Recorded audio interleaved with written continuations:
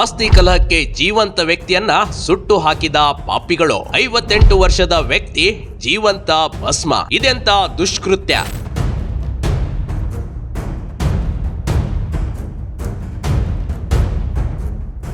ಅನಾದಿ ಕಾಲದಿಂದಲೂ ಹೆಣ್ಣು ಮಣ್ಣು ಹೊಣ್ಣು ಇದಕ್ಕಾಗಿಯೇ ಯುದ್ಧಗಳೇ ನಡೆದು ಹೋಗಿವೆ ಕಣ್ರಿ. ಆದ್ರೆ ಇಲ್ಲಿ ಆಸ್ತಿಗಾಗಿ ಓರ್ವ ವ್ಯಕ್ತಿಯನ್ನ ಸಜೀವವಾಗಿ ದಹಿಸಿರುವ ಅಮಾನವೀಯ ಘಟನೆ ಹಾಸನದಲ್ಲಿ ನಡೆದಿದೆ.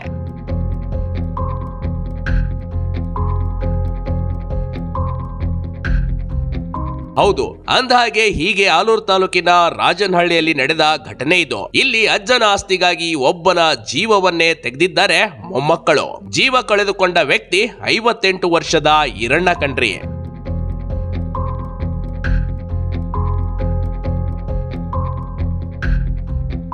ಸತ್ತ ಈರಣ್ಣನಿಗೆ ಅವರ ದೊಡ್ಡಪ್ಪ ಬಾಗಲಯ್ಯ 6 ಎಕರೆ ಜಾಗವನ್ನ ದಾನವಾಗಿ ನೀಡಿದ್ದ. ಯಾಕಂದ್ರೆ ಬಾಗಲಯ್ಯನಿಗೆ ಗಂಡು ಮಕ್ಕಳು ಇರ್ಲಿಲ್ಲ. ಇನ್ನು ಬಾಗಲಯ್ಯನ ಕೊನೆಗಾಲದಲ್ಲಿ ಆಸರಿಗೆ ಬಂದಿದ್ದೆ ಈ ಈರಣ್ಣ. ಆತನೇ ಬಾಗಲಯ್ಯನಿಗೆ ನೋಡಿಕೊಂಡಿದ್ದ.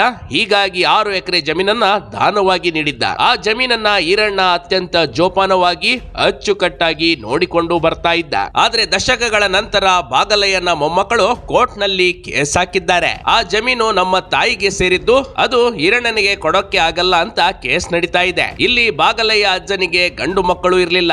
ಆದರೆ ಇಬ್ಬರು ಲಕ್ಷ್ಮಮ್ಮ ಮಹದೇವಮ್ಮ ಎಂಬ ಹೆಣ್ಣು ಮಕ್ಕಳಿದ್ರು. ಅವರ ಮಕ್ಕಳು ಅಜ್ಜನ ಆಸ್ತಿಗಾಗಿ ಪಾಲು ಕೇಳಿ ಕೋರ್ಟ್ಗೆ ಕೇಸ್ ಹಾಕಿದ್ದಾರೆ.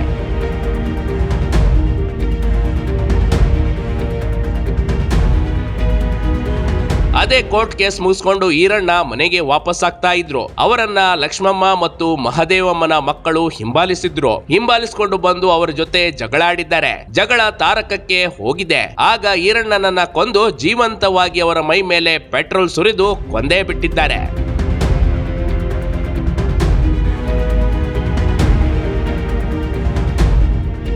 ಪ್ರಕಾಶ್, ಹರೀಶ್ ಸೇರಿ 11 ಜನರು ಪೆಟ್ರೋಲ್ ಸುರಿದು ಕೊಲೆ ಮಾಡಿದ್ದಾರೆ ಅಂತ ಹೇಳಲಾಗ್ತಾ ಇದೆ. ಇಬ್ಬರನ್ನ ಪೊಲೀಸರು ವಶಕ್ಕೆ ಪಡೆದಿದ್ದಾರೆ. ಉಳಿದವರ ಹುಡುಕಾಟ ನಡೆಯುತ್ತಿದೆ. ಆಲೂರು ಪೊಲೀಸ್ ಠಾಣೆಯಲ್ಲಿ ಪ್ರಕರಣ ದಾಖಲಾಗಿದೆ. ಅದಕ್ಕೆ ಈ ಆಸ್ತಿ ಇದ್ದಷ್ಟು ಶತ್ರುಗಳೇ ಜಾಸ್ತಿ ಕಣ್ರಿ. ಅಜ್ಜನ ಆಸ್ತಿಗಾಗಿ ಮೊಮ್ಮಕ್ಕಳು ಓರ್ವನ ಜೀವವೇ ಪಡೆದಿರುವುದು ನಿಜಕ್ಕೂ ದುರಂತವೇ ಸರಿ. Big TV Karnataka, Hassan.